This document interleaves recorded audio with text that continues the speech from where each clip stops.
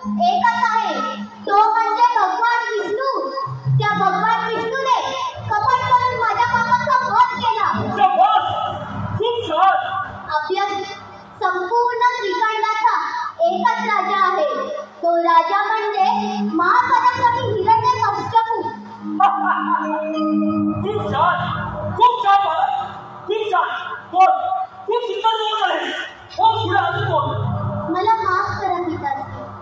पिताश्री,